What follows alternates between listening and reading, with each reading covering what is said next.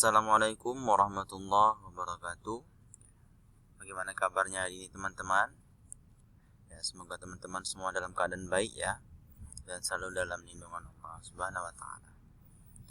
Berjumpa lagi teman-teman dengan Bapak Rahman dalam mata pelajaran Pendidikan Agama Islam untuk kelas 6 SD ya, Fatma Kenanga Islamic Character School.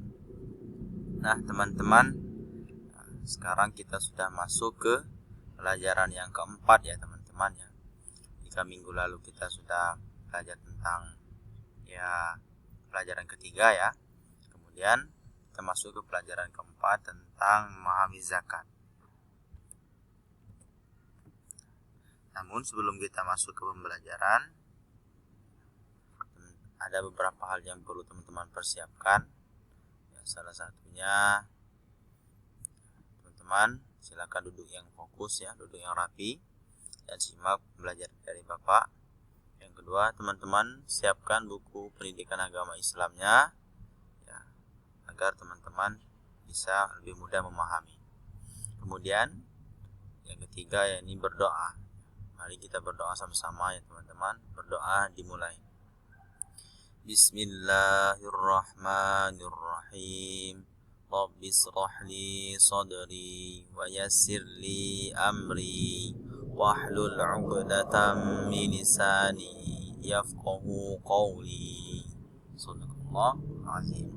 Kemudian teman-teman harus menonton video pelajaran dari Bapak sampai dengan selesai. Nah, selanjutnya kita masuk ke pembahasan ya teman-teman tentang memahami zakat. Apakah itu zakat, teman-teman? Silakan teman-teman simak ya. Zakat menurut bahasa berarti penyucian atau pertambahan. Nah, dalam Islam sendiri ya, zakat adalah mengeluarkan sebagian harta kepada yang berhak menerimanya apabila sudah mencapai nisab. Zakat hukumnya fardhu ain ya teman-teman, bagi orang yang memiliki harta yang cukup, artinya bagi orang-orang yang mampu ya. Selanjutnya macam-macam zakat. Zakat sendiri teman-teman ada dua jenis, yakni zakat mal, yakni zakat harta benda, harta yang dikeluarkan ketika harta tersebut terus mengalami pertambahan atau terus meningkat di setiap tahunnya. Contoh binatang ternak, kemudian emas dan perak, hasil pertanian dan hasil perdagangan dan barang temuan. Yang kedua, ini zakat fitrah. Namun untuk pertemuan yang pertama ini kita akan membahas tentang zakat mal terlebih dahulu. Simak terus ya teman-teman. Pertama kita akan membahas tentang zakat binatang ternak. Nah, di sana pada gambar Bapak sudah menyediakan yakni gambar unta, sapi dan kambing. Nah, untuk unta sendiri ya, zakatnya 1 ekor kambing umur 2 tahun lebih. Nah, nisabnya ya teman-teman. Ya, nisabnya 5 ekor. Artinya jika unta tersebut sudah sampai 5 ekor, maka dikeluarkan zakatnya 1 ekor kambing ya teman-teman. Kemudian sapi atau kerbau. Nah, jika jumlah sapi atau kerbau tersebut sudah mencapai 30 ekor, maka zakat yang dikeluarkan 1 ekor sapi atau kerbau umur 2 tahun lebih. Kemudian untuk zakat kambing ya, nisabnya batasannya yakni 40 ekor ya teman-teman. Zakatnya 1 ekor kambing umur 2 tahun lebih. Nah, selanjutnya zakat emas dan perak. Nah, zakat emas dan perak teman-teman dikeluarkan jika telah sampai nisab dan telah disimpan selama 1 tahun.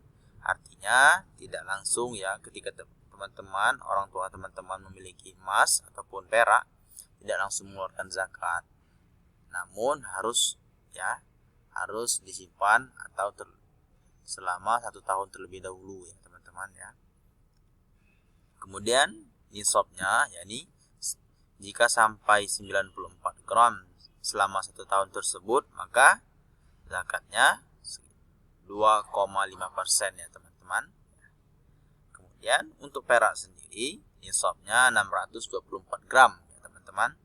Nah, dikeluarkan zakatnya 2,5% juga.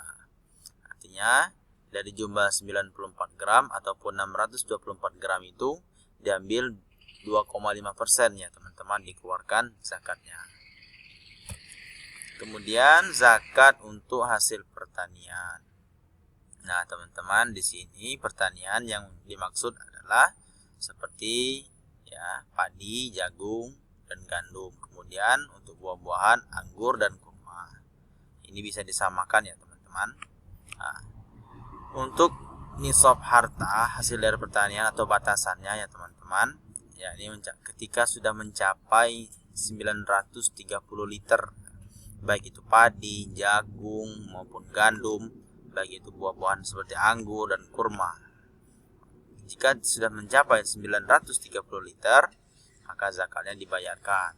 Nah, dibayarnya setiap sekali panen ya teman-teman. Nah, untuk batasan zakatnya ini tergantung teman-teman ya. Jika pertanian tersebut dialiri air sungai atau air hujan ya secara langsung ya teman-teman, maka 10% ya, 10% zakatnya dari jumlah 930 liter tersebut. Namun jika air yang dialirkan baik itu untuk pertanian padi ataupun jagung dan lain sebagainya menggunakan irigasi, terus memerlukan biaya ya, maka zakatnya 5%. Oke. Bagaimana teman-teman? Sudah sedikit paham ya? Selanjutnya masuk ke zakat hasil perdagangan. Nah, untuk hasil perdagangan sendiri teman-teman ya, adalah harta yang diperoleh dari usaha perdagangan atau perniagaan seperti berdagang kain, kemudian sembako dan bahan material. Nah, untuk nisabnya sendiri ya, harta perdagangan sama dengan nisab emas dan perak ya teman-teman ya. Dia disamakan dengan jumlah nisab emas 94 gram. Kemudian yang perak jumlahnya berapa teman-teman? Ya, 624 gram. Nah, disamakan dengan nisabnya ya. Untuk hasil perdagangan disamakan dengan emas dan perak. Kemudian batasannya ketika sudah dimiliki selama 1 tahun.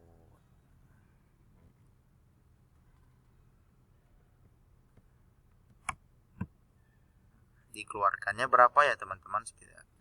Sekitar 2,5% ya teman-teman, sama dengan emas dan perak tersebut. Kemudian ya, zakat untuk rikos atau barang temuan, artinya barang-barang terdahulu ya teman-teman, seperti ya barang-barang seperti di contoh tersebut ya, seperti batu bara ya, barang-barang temuan. Kemudian bisa termasuk misalkan emas ya, harta karun, itu semua termasuk dalam zakat. Barang temuan ya wajib dikeluarkan zakatnya ya teman-teman, yaitu pada saat barang itu ditemukan. Besar zakatnya adalah 20%.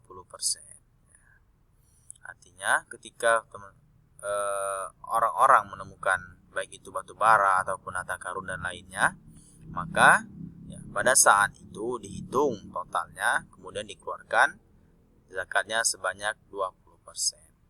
Nah teman-teman, bagaimana teman-teman? Semoga teman-teman sedikit memahami ya teman-teman ya. Kemudian ya kita akan melanjutkan ya, tentang orang-orang yang berhak menerima zakat. Namun untuk penjelasannya belum minggu ini ya teman-teman, melainkan minggu depan ya, karena waktunya kita takut terlalu banyak ya videonya Bapak buat. Maka untuk orang-orang yang berhak menerima zakat akan Bapak jelaskan di minggu depan. Kemudian untuk mekanisme pengumpulan tugas ya, sama seperti dulu ya teman-teman ya. Namun di sini ada perubahan tentang pengumpulan tugas. Pengumpulan tugas sendiri dilaksanakan di sekolah ya teman-teman, tidak lagi melalui GCR. Untuk tugas yang berbentuk tertulis maka dikumpulkan di sekolah. Sedangkan untuk tugas yang berbentuk video maka dikumpulkan di Google Classroom. Nah, untuk tugas sendiri teman-teman silakan mengerjakan latihan soal halaman 50 bagian A dan bagian B. Selamat mengerjakan teman-teman ya. Tetap semangat. Dan terima kasih sudah menonton video Bapak sampai dengan selesai. Bapak akhiri, wassalamualaikum warahmatullahi wabarakatuh.